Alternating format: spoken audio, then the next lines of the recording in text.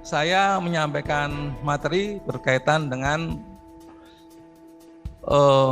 pembentukan peraturan perundang-undangan ya, dari perspektif teori dan asas-asas, meskipun nanti di belakang saya singgung sedikit yang diatur dalam undang-undang maupun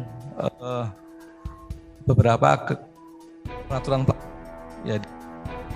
Kalau teorinya, jadi hukum menurut Stephen Theory itu hukum bertingkat-tingkat ya. Jadi dari yang bawah sampai naik atas, terus sampai kemudian tidak ada lagi batasnya. Yang bawah selalu harus selaras berdasarkan pada peraturan perundangan yang ada di dasarnya. Sampai terus tidak ada lagi batas yang di atasnya. Ya, dalam ini kalau di konteks di Indonesia, yang paling tinggi di atasnya adalah Pancasila, ya, yaitu Pancasila sebagai sumber segala sumber hukum. Ya. Di bawahnya ada Undang-Undang Dasar, ada TAP MPR, ada PP, ada Perpres, ya, ada undang-undang sebelumnya dan sebagainya. Jadi saya ulangi, ada Undang-Undang Dasar, ya, ada Undang-Undang TAP MPR, Undang-Undang, kemudian garis miring Perpu, ya, kemudian PP, Perpres, ya, dan seterusnya, dan termasuk perda tingkat provinsi maupun kabupaten. Berikutnya, nah dari beberapa tingkatan tadi, ya, itu secara garis besar, ya, hukum itu dibagi dua, ya. Kalau yang Pak Murtodo atau yang sarjana hukum lainnya pasti sudah paham. Tapi bagi yang bagi yang lain mungkin ini hal yang baru. Secara umum garis besar hukum itu ada dua, hukum publik sama hukum privat. Ya. Kemudian berkembang, ya, hukum publik berkembang, hukum privat berkembang. Hukum publik berkembangnya ada pidana, ada hukum tata negara, ada hukum administrasi negara, ya, dan lain-lain. Kemudian yang hukum privat berkembang ada hukum perdata, ada hukum dagang, ya, ada hukum adat. Ya, itu. Nah, pada saat bertemu antara hukum publik dan hukum privat, itu selalu yang dimenangkan adalah hukum publiknya. Ya. Ya, kepentingan umum mengalahkan kepentingan individu. Ya, berikutnya, ya, di teori Naim-Yazki lebih spesifik lagi. Ya. Jadi kalau tadi hanya bertingkat-tingkat, di teori Hans Naim-Yazki ini sudah dikelompok-kelompokkan, ya, sudah dikelompok-kelompokkan, dan di semua negara pasti ada pengelompokan itu. Ya, kelompok yang pertama yaitu kelompok yang norma fundamental negara. Kemudian kelompok dua aturan dasar pokok negara. Dan kelompok 3 undang-undang, kelompok 4 itu aturan pelaksanaan. Ya. Kemudian kita jelaskan satu persatu. Kalau yang norma fundamental negara itu di Indonesia bentuknya Pancasila yang tadi saya sebutkan sebagai sumber segala sumber hukum. Kemudian yang berikutnya, ya, terus yang nomor 5, untuk aturan dasar pokok negara di Indonesia itu bentuknya adalah Undang-Undang Dasar. Kemudian yang keenam, jadi undang formal, yaitu di Indonesia bentuknya formal. Kalau di beberapa negara tentu menyesuaikan dengan bentuk di sana. Kemudian yang ketujuh, yaitu peraturan pelaksanaan. Ya. Itu baik itu mulai dari peraturan pemerintah, Perpres, ya, peraturan daerah, ya, itu sebagai peraturan pelaksanaan. Bahkan beberapa peraturan yang tidak termasuk dalam hierarki itu, kalau dalam rangka untuk melaksanakan peraturan di atasnya bisa disebut sebagai dalam hierarki itu. Kita langsung ke teori klasifikasi dan hubungan tingkatan hukum. Ya, jadi setidaknya ada 4 asas, ya. Yang pertama, asas lex priori derogat legi inferiori. Peraturan yang lebih tinggi tingkatannya mengalahkan peraturan perundang-undangan yang lebih rendah tingkatannya. Kalau ada substansi materi peraturan menteri kemudian bertentangan dengan Perpres, maka yang dimenangkan adalah Perpresnya karena lebih tinggi tingkatannya Perpres. Atau contoh lain, kalau ada peraturan pemerintah bertentangan dengan undang-undang, maka undang-undang yang dimenangkan. Ya. Kemudian yang kedua, asas lex superiori derogat legi priori, yang berarti peraturan perundangan yang baru mengalahkan peraturan perundang-undangan yang lama. Kalau itu tingkatannya sama, ya. Jadi misalnya sama-sama undang-undang, maka undang-undang yang baru itu mengalahkan undang-undang yang lama. Ya. Ini di Permendes ada peraturan nomor 7 ya tahun 2021 ya tentang prioritas penggunaan dana desa. Itu artinya begitu Permen 7 ini berlaku, Permen yang sebelumnya itu dinyatakan tidak berlaku atau dicabut ya. Kemudian yang ketiga, asas lex specialis derogat legi generali, yang berarti peraturan perundangan yang tingkatannya sama, yang khusus dimenangkan. Contohnya di DIY. Di DIY ini ada undang-undang nomor berapa Mbak? 3 tahun 1950 ya, sama undang-undang nomor malah lupa. Siwan. Ya. Ya. Jadi itu undang-undang yang khusus mengalahkan undang-undang yang umum. Ya, maka di DIY ini ada hal 5 yang khusus ya. Yang istimewa, yang pertama untuk rekrutmen kepala daerah. Ya, kalau secara umum undang-undang yang umum mengatakan kepala daerah itu dipilih ya. Di DIY karena khusus kemudian ditetapkan ya.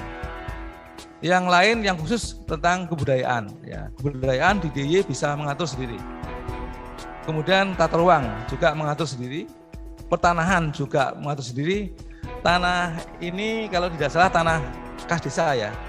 Ya, tanah desa ya. Itu tanah desa itu adalah tanah kasultanan. Atau kalau di luar kalau di sebagian di Kulon Progo tanah kadipaten atau sebagian di kota ada tanah kadipaten. Yang tanah itu kemudian diberikan dengan hak anggaduh ya kepada desa ya untuk dimanfaatkan. Jadi kalau tanah itu disewa ya yang menerima sewanya bukan kasultanan tapi adalah desa. Nah, jadi betapa baiknya ya yang punya tidak menerima sewanya gitu. Jadi tanah itu kalau disewa, sewanya diberikan kepada desa gitu. Dan itu sudah berjalan. Perlu kami informasikan Pak Fahri dan sekalian, karena kita juga punya keistimewaan di bidang kelembagaan, maka kita mengatur kelembagaan, termasuk yang ada di desa. Ya, nama desa kalau di DIY ini bukan desa, tapi kalurahan nama tempatnya. Terus pejabatnya adalah lurah. Demikian juga untuk kecamatan. Ya, tempatnya namanya Kapanewon. Camatnya disebut Panewu itu. Dan sekcam itu Panewu Anom. Jadi kita punya bisa mengatur. Yang dasarnya adalah sejarah ya pada dan kebudayaan ya. Terus bagaimana dana dekon ini bisa muncul kembali. Di lingkungan Kementerian Desa juga belum tahu kalau ini akan hilang atau mungkin tidak jadi hilang. Nah, saya khawatir itu kalau teman-teman PMD di seluruh Indonesia ini tahu, itu mereka akan protes. Karena apa? Karena tahu dana ini bermanfaat. Bermanfaat bagi komunikasi antara pusat daerah. Tadi saya sebutkan mempunyai fungsi sebagai wakil pemerintah pusat di daerah. Ya. Juga mempunyai manfaat ke bawah. Kita melakukan pembinaan. Di Permendes juga disebutkan Mbak ya. Pemda provinsi, kabupaten itu melakukan pembinaan ya dan pengawasan untuk dana desa ini. Nah ini kalau tidak ada kan menjadi coto gitu. Coto itu apa ya? Jadi kesulitan kita untuk melakukan pembinaan dan pengawasan. Jadi mohon sekali lagi Pak Fahri dibuka kembali supaya hubungan kita dengan pusat itu lebih mesra gitu. Ya. Gitu. Saya juga sudah beberapa kenal dengan beberapa direktur jenderal yang lain. Ya. Pas Pak Eko ya dan Pak Jajang itu ada acara di sini, saya juga ditimbali ya, untuk memberikan sebagai narasumber ya. Pak Eko kalau nggak salah Pak Dirjen PDT ya. Kemudian Pak Jajang itu waktu PLT BPSDM yang sekarang sudah ada kepalanya yang definitif ya. Itu intermezzo ya. Kita lanjutkan, jadi di Undang-Undang Nomor 12 Tahun 2011 tentang pembentukan peraturan perundang-undangan yang sudah dirubah dengan Undang-Undang Nomor 15 ya. Itu ada beberapa ketentuan yang perlu kita perhatikan, yaitu landasan filosofis, sosiologis dan yuridis ya. Ya landasan filosofis itu kalau dalam ilmu hukum ya rohnya mau dibuat hukum itu untuk apa itu ya, ya menjawab pertanyaan yang filosofis. Kemudian kalau landasan sosiologis ya hukum itu dibuat untuk memenuhi kebutuhan masyarakat ya. Kemudian landasan yuridis yaitu untuk melaksanakan perintah undang-undang yang ada di atasnya ya. Nah kalau hierarki di Undang-Undang 12 juga sudah disebutkan ya, tadi sudah kita bahas. Undang-Undang Dasar, TAP MPR, Undang-Undang atau Perpu, PP, Perpres, dan Perda Provinsi maupun Kabupaten. Di Undang-Undang Nomor 6 tahun 2014 tentang desa, juga di pasal 26 ayat 2, itu juga mengatur ya bahwa kepala desa berwenang menetapkan peraturan desa. Jadi lurah ya atau kepala desa itu dulu seperti raja. Ya, mempunyai dua kewenangan, kekuasaan sekaligus. Dia sebagai kepala pemerintahan, kemudian juga legislator karena dia membuat perdes, ya. Kemudian juga dia mempunyai kewenangan yudikatif. Ya, ini kaitannya dengan tugas pada hari ini. Itu kewenangan yudikatif. Jadi kalau dulu ada masalah di masyarakat, itu selesai di tingkat lurah ya, sebelumnya tingkat RT ya. Ada tetangga itu bertengkar didamaikan oleh RT. Kemudian nggak selesai naik ke Pak Dukuh, nggak selesai lagi di tingkat kelurahan.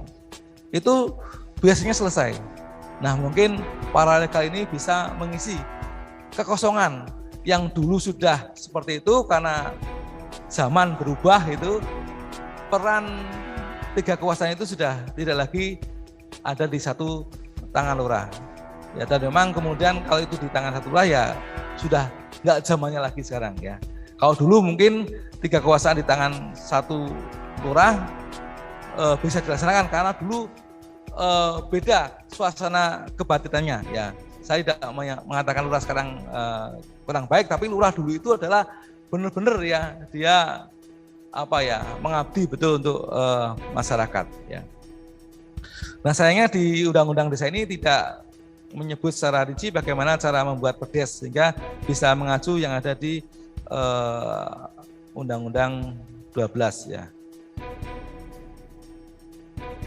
Saya kira itu materi saya ya. Sekali lagi terima kasih, dan ini juga saya tanya apakah penguatan paralegal ini sudah dilaksanakan, ternyata baru sekali ini. Jadi saya kira materi ini relevan karena ini baru pertama kali. Jadi ke depan lebih pada advokasi ya, pendampingan, bagaimana para pendamping ini bisa bermanfaat ya bagi masyarakat untuk mengatasi masalah hukum. Ya, tidak hanya itu, tetapi lebih ke depan bagaimana supaya tidak terjadi masalah hukum ya. Jadi itu tidak hanya berkutat masalah dananya atau atrasi, tapi juga sudah mulai melihat ya ke depan bagaimana pengelolaan administrasi itu tidak menimbulkan masalah hukum. Ya, kami laporkan juga Pak Fahri untuk yang di DIY ini khususnya yang untuk digunakan untuk bantuan langsung tunai itu sudah menyangkau 30.000 sekian ya, dan itu menyapu bersih masyarakat yang miskin karena COVID yang belum ditangani oleh dinas sosial atau bansos lainnya itu tertangani oleh dana desa dalam bentuk bantuan langsung tunai. Meskipun kemudian di belakang ada temuan terjadi duplikasi rangkap atau ganda. Dan itu saya kira kalau kita fair bukan kesalahan teman-teman lurah atau teman-teman pendamping saat perencanaan. Saya lihat sendiri, saya tanya sendiri, perencanaan sudah dilaksanakan dengan baik. Ya, dimulai pendataan dibantu oleh teman-teman pendamping, kemudian dilaksanakan musyawarah dusun, kemudian naik ke musyawarah desa, sebelum ditetapkan menjadi PDS, dilakukan cleansing atau kalau istilah umumnya dilakukan verifikasi dan validasi dikaitkan dengan DTKS, data terpadu kesejahteraan sosial yang leading sosialnya ada di dinas sosial. Mestinya tidak terjadi, Bang Lindi, ya karena sudah di cleansing, ya. Tetapi akhirnya memang karena pada saat data hasil musya itu diupdate ada kesulitan teknologi, tidak terupdate, yang keluar masih yang lama. Itulah kemudian terjadi duplikasi. Tetapi anehnya memang ketika diduplikasi selalu saja dana desa selalu harus mengalah itu dengan bansos lainnya. Ya nggak apa-apa, orang mengalah itu baik kok ya. Kenapa mengalah? Karena memang ketika BLT kemudian dikalahkan, artinya kalau sudah sama-sama direncanakan ada 2 orang, ada 1 orang menerima 2 anggaran, yang BLT di drop. Ya, di drop untuk dikembalikan ke APBDes, bisa digunakan untuk yang lain, ya, untuk yang lain. Dan itu sudah dilakukan. Artinya rekomendasi dari BPKP ya kita sudah laksanakan. Teman-teman lurah ya teman-teman pelaksana di lapangan sudah melaksanakan, yang BLT kemudian dihentikan ya kalau jadi rangkap penerimaan, dan itu sudah dilaksanakan, akhirnya tidak ada temuan lagi ya. Saya kira itu paparan saya. Mohon maaf tadi saya tambah beberapa hal ya, karena ini memang sebagai pengganti rapat koordinasi yang harusnya ada di kami, tapi oleh Mbak Wiwi ditarik ya, karena refocusing sehingga kami di tahun ini tidak ada rapat seperti ini ya. Tapi meskipun demikian, saya sama Pak Modo dan kawan selalu ketemu ya. Kebetulan Pak Modo itu satu angkatan dengan saya di Fakultas Hukum UGM, satu letting. Sama-sama pendamping juga ya. Ya itu. Jadi kita tetap komunikasi ya. Demikian kami kembalikan kepada moderator. Terima kasih. Wassalamualaikum warahmatullahi wabarakatuh.